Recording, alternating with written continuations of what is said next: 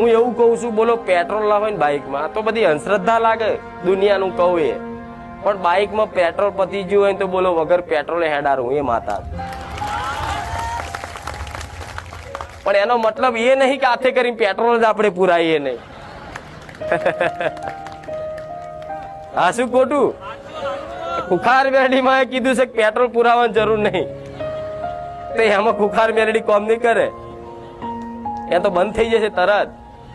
પણ આ તો પેટ્રોલ ચારે તમને પૂરી આલું કે આવા અડધી રાતનો સમયગાળો થયો હોય ને બાઇક લઈને સાધન લઈને જતા હોય ને એવા સમયગાળામાં કદાચ તમે પેટ્રોલ પુરાવાનું ભૂલી જાય, તમારી જોડે પૈસા હતા ને પડી જાય, ગમે તે કોઈ કારણ બનાવ બન્યો અને તમે અધવચ્ચે હલવાયા અને પેટ્રોલ પંપ બહુ દૂર છે ને કોઈ દેખાતું નહીં, શું કરીશ હવે? કેટલું હેર તો ધક્કો મારીને જઈશ. એવા સમયગાળામાં કદાચ મને ખુખાર મેલડીને માનતા હોય અને એ દાડે યાદ કરો કે માં બધું કરે હવે આધાર તું જ છું, એ દાડો કદાચ કિક મારો ને તો ઓટોમેટિક બાઇક ચાલુ થઈ જાય. એ થઈ જાય જો લગીન છે પેટ્રોલ પંપ ના આવે ને તો સુધી હું મેલડી ધક્કો મારે.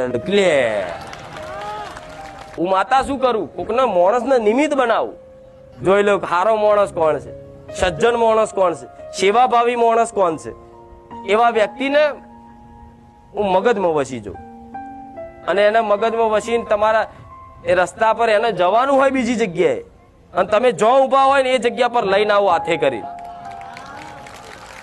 અને તમને આઈને પૂછે કે ભાઈ શું થયું, પેટ્રોલ પતી ગયું.